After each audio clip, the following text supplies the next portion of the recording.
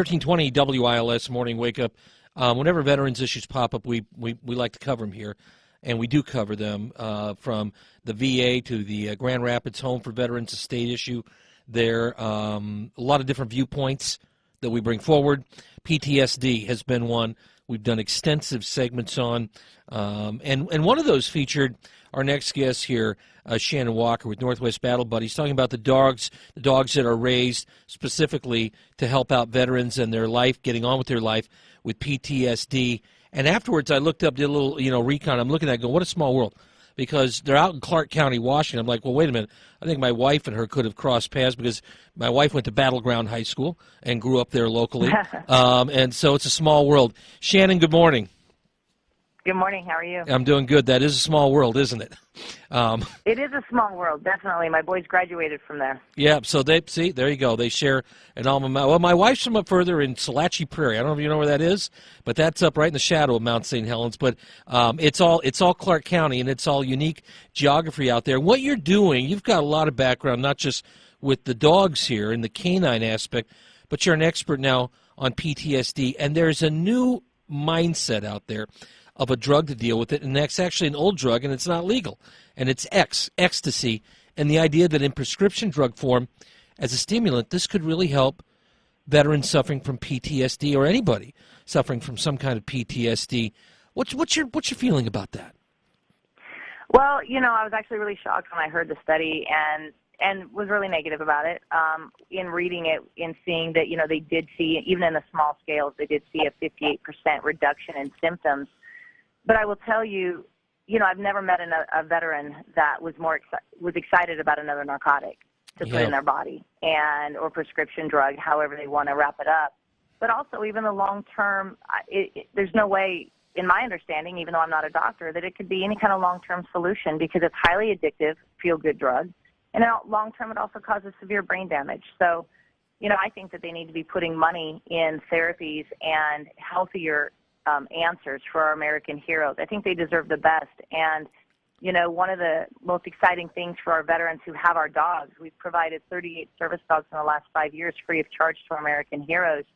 And one of the things they're most excited about is when they can go off of their medication. Some of our Vietnam veterans are completely medication-free for the first time in their life since they left Vietnam. And, I think that's where we need to be focusing and putting our money and supporting those options for our heroes to make things, these services more accessible. Shannon, if you go on the drug side and whether legal or illegal, and you look from Vietnam War to Iraq, Afghanistan, have that as your time frame. I mean, the one thing that when I talk with veterans that comes up, and it's pretty much across the board, separate from alcohol abuse, is the go-to of marijuana. And I mean, it was going on in Vietnam heavily, and it carries right through to trying to battle against the demons of PTSD.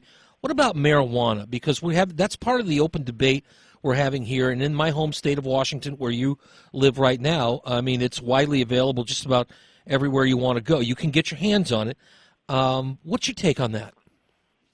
Well, again, I know that,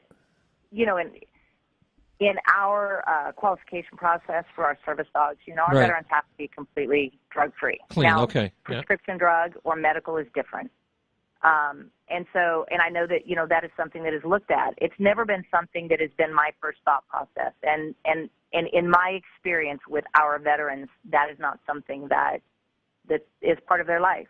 They're focusing on their service dog and they are living a drug-free life as far as that is concerned, except for, the medications that are prescribed by the VA.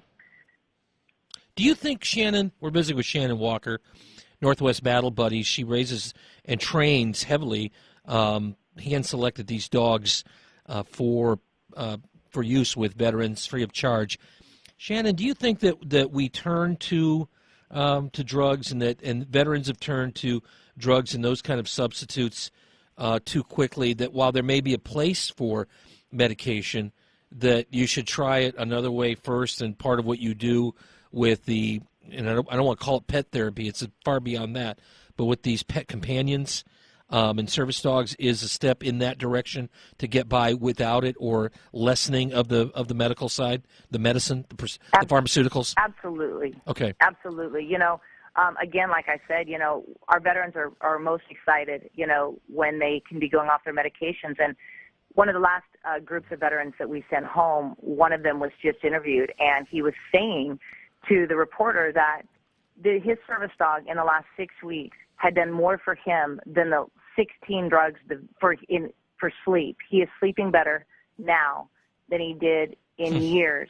And the VA had prescribed about 16 different drugs to help him with sleep when none of them did, but his service dog is. And so, my dad always talked about cause and effect. And I think that if we can help these men and women get healthier from the inside, and as a community we can understand PTSD and find ways to help our American heroes that have sacrificed so greatly for us. I think we need to be looking for long-term solutions and not put a Band-Aid on it and not do something that's temporary and alter them in their mind and body. In fact, so many of our veterans through the training process have particularly difficult days because their medications are messed up, and they're going through, this process, and it's hard to watch.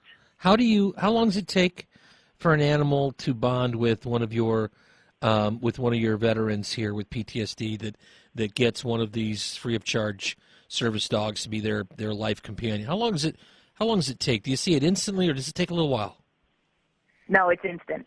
It's instant. And when they're working with them daily, often on their very, very first overnights, those dogs are waking them up from their night terrors and offering them immediate reassurance that they're okay. And they come and tell us these stories in the morning after their first overnight just with tears, because the relief that the service dog brings is so great that they've been searching for so long. And it's such an honor to be a part of it. Shannon Walker is expert on PTSD, and she is the president of Northwest Battle Buddies. As she said, they have done 38 service dogs for veterans free of charge here in recent years, and that is their focus overall. And away from the drugs, doesn't like the idea of using ecstasy as another pharmaceutical for PTSD. This is the Morning Wake Up. This is 1320 WILS.